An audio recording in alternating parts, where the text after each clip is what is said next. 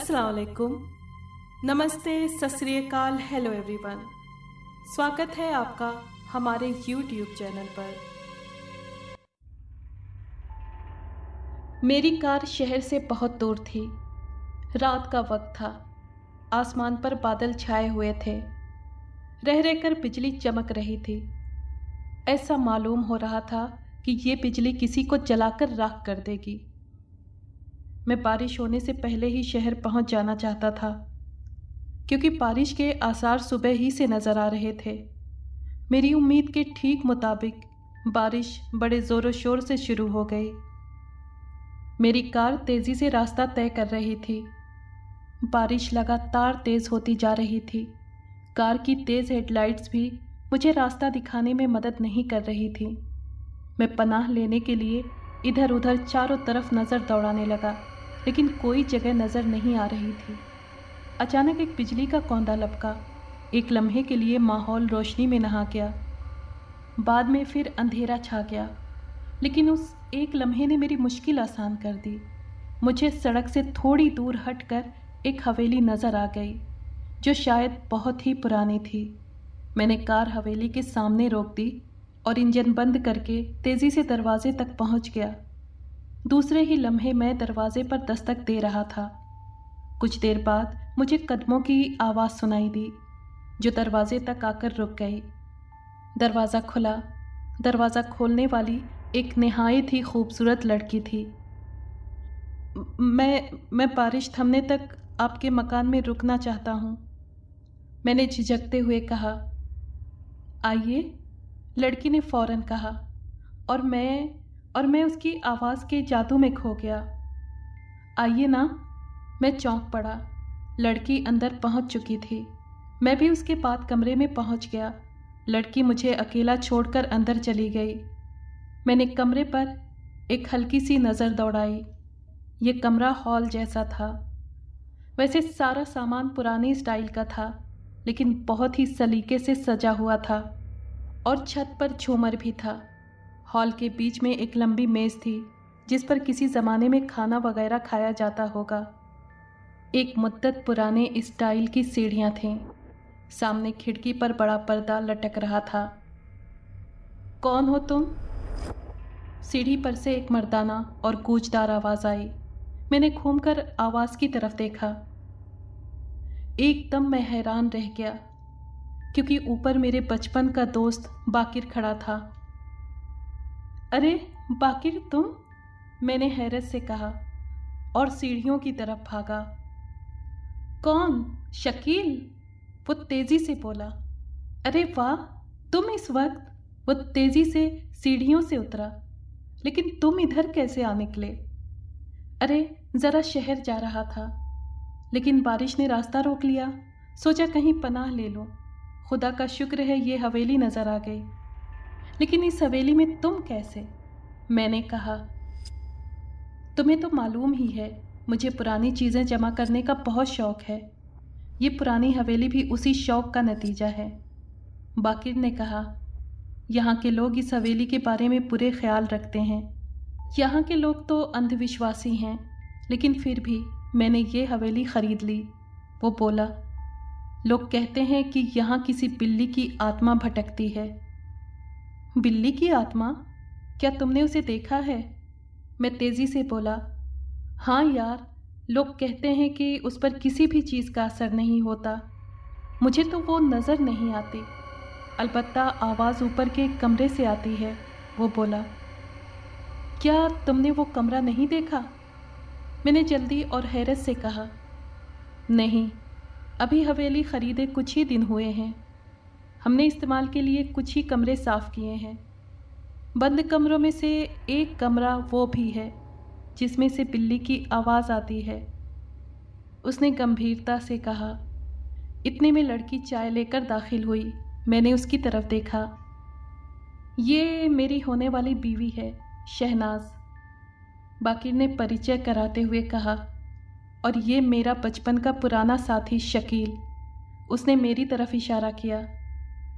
आपको पुरानी चीज़ें जमा करने का शौक़ है ना, इसलिए आपका ये दोस्त भी पुराना है। हाँ शहनाज, पुरानी चीज़ें जैसे कीमती होती हैं, इसी तरह मेरा ये दोस्त भी कीमती है। ये मेरा हमराज भी है और मेरा हमदर्द भी। बाकिर ने कहा। क्या और किसी ने बिल्ली को नहीं देखा? मैंने चाय का घूंट लेते हुए पूछा। ये तो पता नहीं, लेकिन लोग कहते हैं कि वो रातों को आकर मर्दों का खून पीती है और आज तक कई मर्द उसका शिकार हो चुके हैं, बाकिर ने बताया। लेकिन इस हवेली से उसका क्या ताल्लुक है? मैंने पूछा। गांव वालों का मानना है कि बिल्ली एक लड़की के साथ इसी हवेली में रहती थी। वो लड़की अपने बाप के साथ इस हवेली में रहती थी, बाकिर ने प्याली ट्रे में रखते हुए कहा। इतनी देर में बारिश थम चुकी थी। मैंने बाकिर से इजाज़त ली, लेकिन उसने रोक लिया और कहा, एक तो तुम इतने दिन बाद मिले हो और इतनी जल्दी जाना चाहते हो, कम से कम रात भर के लिए रुक जाओ और अपने कानों से बिल्ली की आवाज़ भी सुन लो। बाकिर ने कहा, कितना अजीब इत्तेफाक है ये। इतने करीब शहर में रहते हुए भी हम एक दूसरे से अनजान थे। अब जब कुदरत ने मिलाया तो तुम जाना चाहते हो। मैंने बाकिर का कहना मान लिया। मेरे दिल में भी बिल्ली की आवाज़ सुनने और उसे देखने का शौक़ पैदा हुआ। हम रात में बिल्ली को देखेंगे, मैंने बाकिर से कहा। ज़रूर, बाकिर खुशी से बोला। शहनाज को शायद नींद आ रही थी, इसलिए वो हॉल से मिले हुए कमरे में चली गई। शायद डर की वजह से उसने कमरे का दरवाज़ा बंद नहीं किया था। बाकिर और मैं आतिशदान के करीब खिसक गए और पुरानी यादें ताज़ा करने लगे। लगभग 12 बजे ऊपर से म्याऊं म्याऊं की आवाज़ सुनाई दी। बाकिर और मैं तेज़ी से ऊपर भागे। बाकिर ने जल्दी से कमरे का दरवाज़ा खोला। जैसे ही हम अंदर दाखिल हुए, कमरे की खिड़की से एक बेहद खूबसूरत काली बिल्ली कमरे से कूदकर भाग गई। हम लोग नीचे वापस आ गए। दूसरे दिन मैं शहर वापस आ गया। कुछ दिन बाद मुझे बाकिर का तार मिला।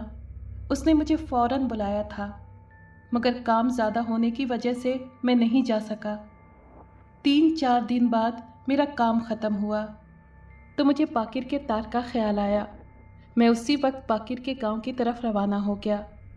मैंने कार बाकिर की हवेली के सामने रोक दी।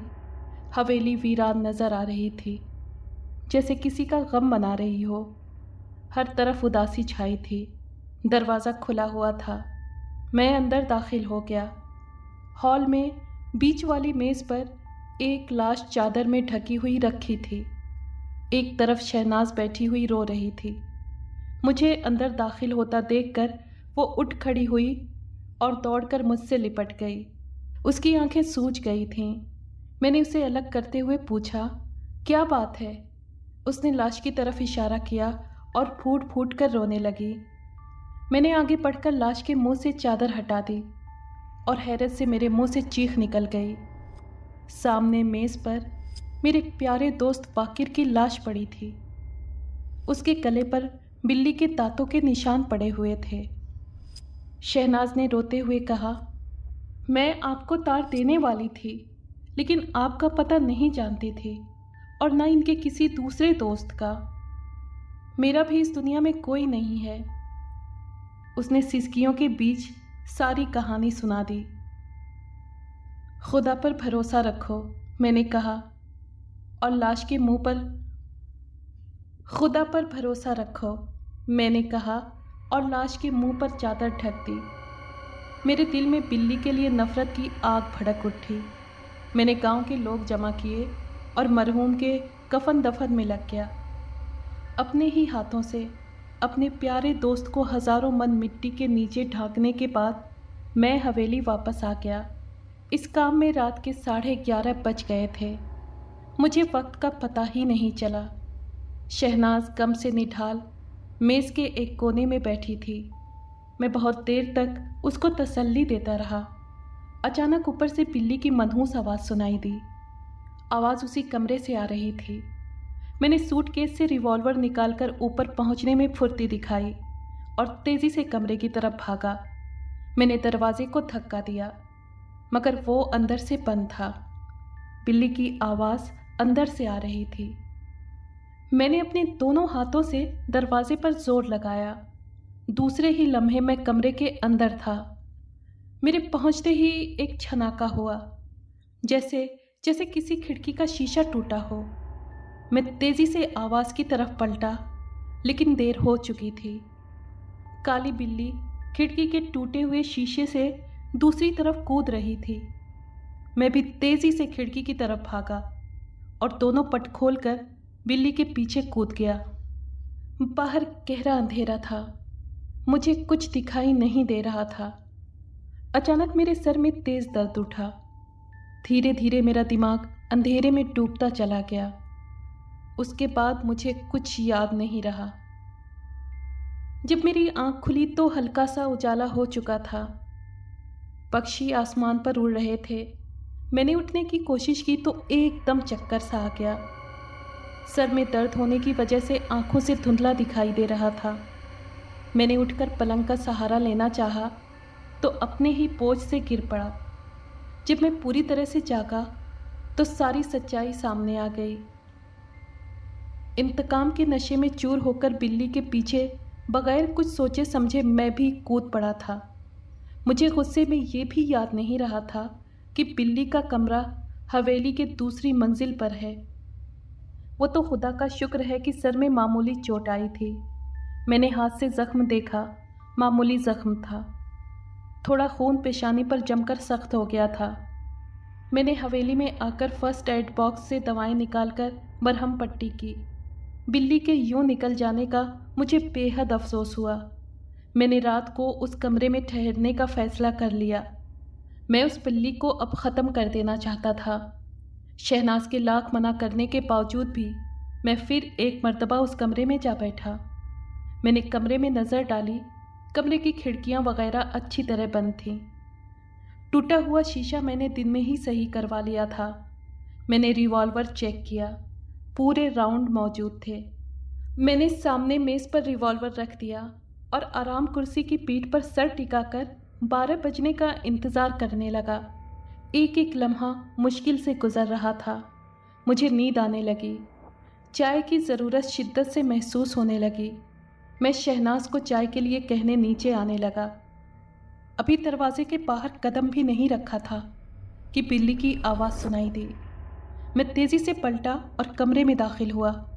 दूसरे ही लम्हे मुझे हैरान होना पड़ा, क्योंकि जिस जगह मैं बैठा था वहाँ एक बहुत ही खूबसूरत लड़की बैठी थी और उसकी गोद में वही काली बिल्ली बैठी गुर्रा रही थी। वो खूबसूरत लड़की अपने हाथों से बिल्ली के सर को सहला रही थी। मेरा रिवॉल्वर मेज़ पर रखा था। मुझे रिवॉल्वर मेज़ पर भूल जाने का बहुत ही अफसोस हुआ। मैं रिवॉल्वर उठाने के लिए आगे बढ़ा, लेकिन इससे पहले कि मेरा हाथ रिवॉल्वर तक पहुंचता, लड़की ने रिवॉल्वर उठा लिया और मुस्कुराकर मेरी तरफ देखने लगी। मैंने अपना हाथ वापस खींच लिया।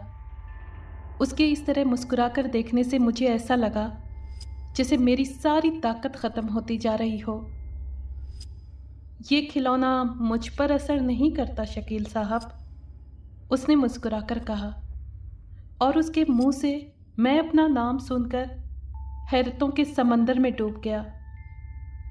उसने लगातार मुस्कुराते हुए रिवॉल्वर मुझे वापस कर दिया। रिवॉल्वर हाथ में वापस आते ही मुझ में फिर से हिम्मत आ गई और मैंने पूछा, कौन हो तुम? मैं कौन हूँ, क्या हूँ, ये एक बहुत बड़ी कहानी है, सुनोगे? उसकी आंखों में गम के पर्दे खिंच गए। हाँ, मैंने कहा। उसकी मीठी आवाज़ जादू फैला रही थी और मैं अपने आप को भूलता जा रहा था। उसने कहानी शुरू की। ये हवेली जो आज तुम्हारे दोस्त बाकिर की है, किसी ज़माने में मेरे बाप की थी। इसी हवेली में मैंने अपनी ज़िंदगी की 16 बहारें बिताई हैं। ये कमरा जिसमें इस वक्त तुम बैठे हो मेरा बेडरूम था। उस सामने वाली खिड़की की तरफ मेरी मसहरी थी। उसने उस खिड़की की तरफ इशारा किया जिसका शीशा कल बिल्ली तोड़ चुकी थी। मैं चूँकि अपने माँ बाप की इकलौती लड़की थी, इसलिए बहुत ही लाड से मेरी परवरिश हुई। मेरा बाप इस रियासत का नवाब था। उसके खादिम यानी उसके नौकर उसके एक इशारे पर अपनी जान तक कुर्बान करने को तैयार रहते थे। ये बिल्ली जो आप देख रहे हैं, ये मेरे बाप ने मेरी ख्वाहिश पर मंगवा दी थी। बहुत ही मुश्किल से ये बिल्ली मुझे मिली थी। वो थोड़ी देर के लिए खामोश हुई और मुझे ऐसा लगा जैसे वो बीते दिनों में कुछ तलाश कर रही हो। उसने अपनी बात जारी रखते हुए कहा, मैं जिस वक्त 10 साल की थी, मेरी माँ मुझे दुनिया में अकेला छोड़कर इस दुनिया से चल बसी। मैं माँ की इस अचानक मौत पर बहुत रोई। कई दिनों तक मुझे खाने और पीने तक का होश नहीं रहा। सिर्फ मेरी बिल्ली मेरे साथ रहती थी। मेरे वालिद ने मेरा ये गम देखकर दूसरी शादी कर ली ताकि मेरी माँ की कमी पूरी हो सके। लेकिन ये सौतेली माँ बहुत ही जालिम थी। उसने मुझे सारे दुख देने शुरू किए।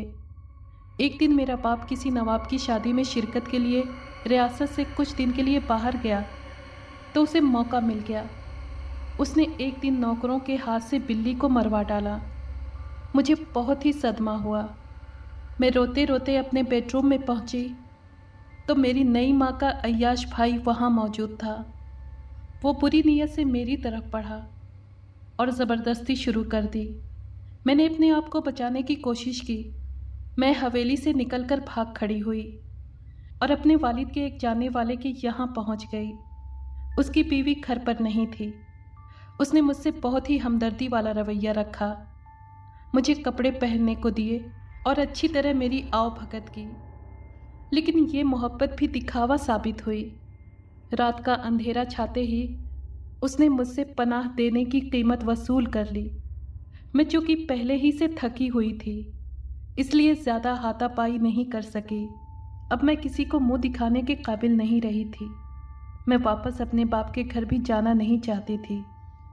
मैंने खुदकुशी करने का फैसला कर लिया और सुबह होने से पहले ही उस आदमी के घर के पीछे बने हुए कुएं में छलांग लगा दी। यानी तुम मर चुकी हो? मैंने लगभग चीखते हुए कहा। हाँ। अब उसके चेहरे पर मुस्कुराहट खेल रही थी और उसने फिर हल्का सा ठहाका लगाया। मुझे ऐसा लगा जैसे कई शीशे आपस में टकरा रहे हों। उसने अपनी कहानी फिर शुरू की। और उस दिन से मुझे मर्दों से नफरत हो गई। मेरा जिस्म कुएं में पड़ा था और मेरी आत्मा उससे आज़ाद हो चुकी थी। मेरी आत्मा वापस हवेली की तरफ आए, वहाँ मेरी मुलाकात अपनी बिल्ली की आत्मा से हो गई। तुम जानते हो कि आत्माएं आत्माओं को ही नजर आती हैं। उस दिन से हमने फैसला कर लिया कि हम इंसानी खून पिएंगे। जिस वक्त हम हवेली के हॉल वाले कमरे में दाखिल हुए, मेरी जालिम नई माँ और उसका याश भाई मेरे भाग जाने पर ठहाके लगा रहे थे। कमरे में दाखिल होते ही हमने अपना रूप धारना शुरू कर दिया। चूंकि बिल्ली की मौत उसके हाथों हुई थी, इसलिए बिल्ली को वो जिंदा देखकर घबरा गई। बिल्ली ने झपट कर उस पर हमला कर दिया। दूसरे ही लम्हे बिल्ली ने उसकी गर्दन में दांत गड़ा दिए और खून पीने लगी। मेरे कहने पर बिल्ली ने उसके भाई का भी खून पी लिया। इस तरह सिलसिला शुरू हो गया। मेरी बिल्ली मर्दों का खून पीती रहती और अब तुम मेरे और मेरी बिल्ली का शिकार हो गए। ये कहकर वो मेरी तरफ बढ़ने लगी। उसके एक इशारे पर बिल्ली भी मेरी तरफ लपकी। मैं लड़खड़ाकर गिर पड़ा। बिल्ली मेरे जिस्म पर सवार हो गई। उसकी बदबू से मेरा दिमाग फटा जा रहा था। धीरे धीरे वो अपना मुंह मेरी तरफ बढ़ाने लगी और मैं मौत के लिए घड़ियां गिनने लगा। जो ही उसका मुंह मेरी गर्दन के करीब आया, न जाने क्या हुआ कि बिल्ली एक दिलखराश चीख के साथ मेरे जिस्म से अलग हो गई और उसके साथ ही लड़की का चेहरा दहशत के मारे पीला पड़ गया। कुछ देर बाद वो बोली, इस वक्त तो तुम बच गए हो शकील, लेकिन आइंदा देखना।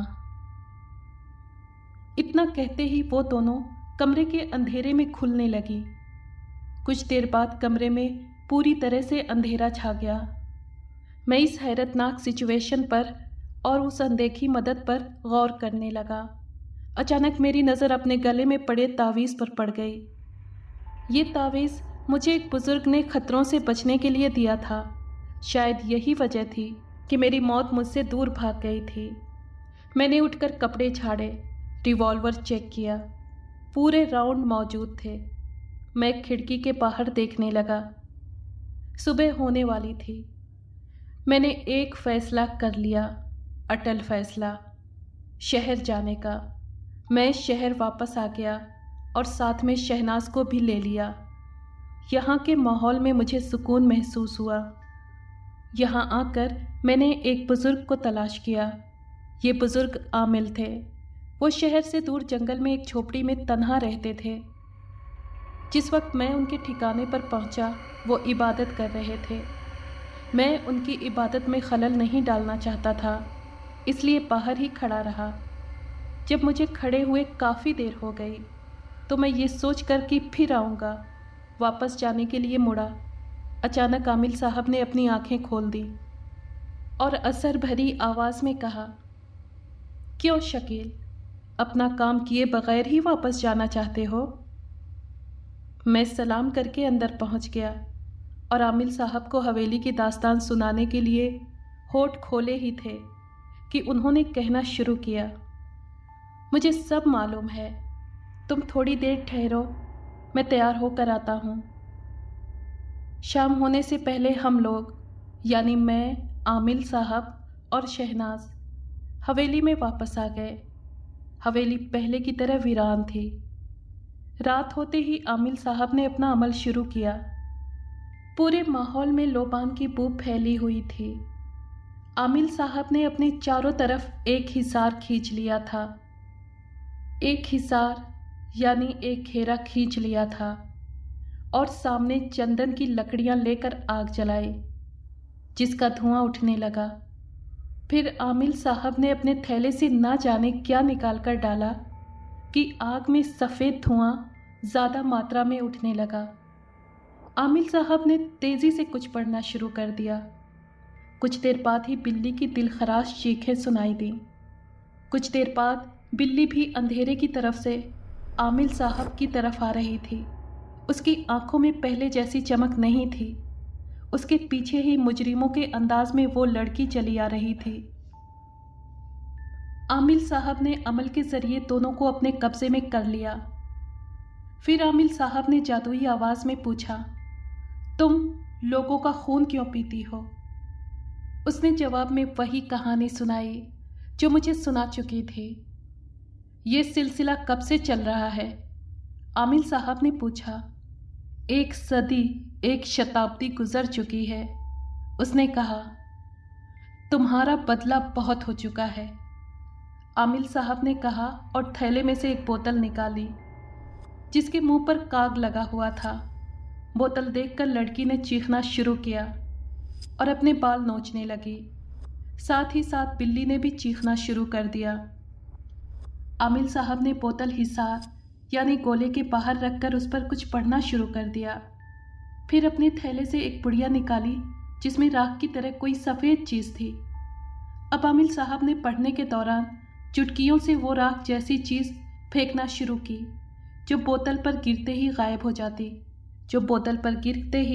हो जाती थी। बिल्ली और लड़की की चीखें बढ़ती ही जा रही थीं। अचानक आमिल साहब ने लड़की की तरफ देखकर ज़ोर से फूंक मारी। दूसरे ही लम्हे लड़की धुएं में बदल गई और फिर धीरे धीरे वो धुआं बोतल में दाखिल होने लगा। अपनी आंखों के सामने लड़की को धुआं बनते देखकर मुझे अपनी आंखों पर यकीन नहीं आया। फिर भी मैं डरते डरते अमल देखने लगा। जैसे ही सारा धुआं बोतल में दाखिल हुआ, आमिल साहब ने जल्दी से बोतल का मुंह बंद कर दिया और उस पर कुछ पढ़कर दम करने लगे और फिर फ़ौरन एक लेमू शीशे के मुंह पर काट दिया, जिसके टुकड़े बोतल के मुंह से टकराते हुए नीचे गिर गए। इसके बाद फिर वही अमल दोबारा दोहराया और उसके बाद एक लेमू लेकर उसको आधा काट कर और उसका सारा रस बोतल के मुंह पर निचोड़ दिया। ये अमल करते वक्त आमिल साहब के मुंह पर जीत की चमक थी। इस अमल से फ्री होते ही आमिल साहब का चेहरा मुतमईन हो गया, बेफिक्र हो गया। उन्होंने बोतल थैले में डाल दी। बिल्ली एक तरफ मुर्दा पड़ी थी। ऐसा लग रहा था कि उसकी सारी ताकत खींच ली गई हो। आमिल साहब ने एक लेमू काटकर बिल्ली की तरफ फेंक दिया। जैसे ही उसके टुकड़े बिल्ली के जिस्म से टकराए, बिल्ली एक चीख के साथ उठ खड़ी हुई, लेकिन फौरन ही गिर पड़ी और अचानक ही उसका जिस्म राख में बदलने लगा। मैं और शहनाज कभी बिल्ली को और कभी आमिल साहब को देखने लगे। जब पूरी बिल्ली राख में बदल गई तो आमिल साहब ने फौरन सारी राख समेटनी शुरू कर दी और फिर एक बड़े से पैकेट में उसे रख दिया। अब उनके चेहरे पर मुस्कुराहट थी। मैं और आमिल साहब सीढ़ियों से नीचे उतरने लगे। शहनाज मेरे पीछे थी। मैंने आमिल साहब का शुक्रिया अदा किया। दुनिया में कुछ चीज़ें ऐसी होती हैं जो आम इंसानी समझ से बाहर होती हैं, आमिल साहब ने शांत लहजे में कहा। मैंने आमिल साहब की खिदमत में कुछ रुपए नजराने के तौर पर पेश किए, मगर उन्होंने उसे वापस करते हुए कहा, क्या तुम इल्म को दुनियावी दौलत से तौलते हो? ये तो एक इंसानी फ़र्ज़ था। और मैं आमिल साहब की सादगी पर गौर करने लगा और जब चौंका तो आमिल साहब जा चुके थे। उस रात बिल्ली की आवाज़ नहीं आई। फिर मैंने 2-3 रातें उसी कमरे में जागते हुए गुजारी, मगर वो आवाज़ें नहीं आईं। मुझे हवेली में रहते हुए 8 दिन हो चुके थे। मेरी छुट्टी ख़त्म हो रही थी। मैं जाने की तैयारी करते हुए सूटकेस में कपड़े डालने लगा। शहनाज कहीं और थी। मैं सूटकेस लेकर जब बाहर निकला तो शहनाज हॉल में मौजूद थी। मैं जा रहा हूँ, मैंने कहा। कहाँ? शहनाज ने मुड़कर जवाब दिया, अपने शहर। ये हवेली अब तुम्हारी है, मैंने रुकते रुकते कहा। तुम कहो तो तुम्हारे रिश्तेदारों को। मैंने अभी जुमला पूरा भी नहीं किया था कि शहनाज ने रोते हुए कहा, मेरा कोई भी नहीं है। अरे हाँ, अचानक मुझे याद आया, शहनाज ने पहले ही मुझे बतलाया था। सिर्फ बाकिर ही मेरे सब कुछ थे, उसने लगातार रोते हुए कहा। वो भी इस दुनिया में अकेले थे और मैं भी। उन्होंने अपनी ज़िंदगी में आप ही से पहचान कराई थी। इतना कहकर वो और ज़ोर से रोने लगी। मेरे कदम जहाँ थे वहीं जम गए और मैं सोच में पड़ गया। मैंने ऊपर नज़रें उठाई तो शहनाज को दीवार में लगी बाकिर की मुस्कुराती हुई तस्वीर को हैरत भरी नज़रों से देखते हुए पाया। मैं भी तस्वीर की तरफ देखने लगा। तस्वीर ऐसे लग रही थी जैसे वो शहनाज से कह रही हो, शहनाज, ये शकील है, मेरा बचपन का साथी, मेरा हमराज और मेरा हमदर्द भी।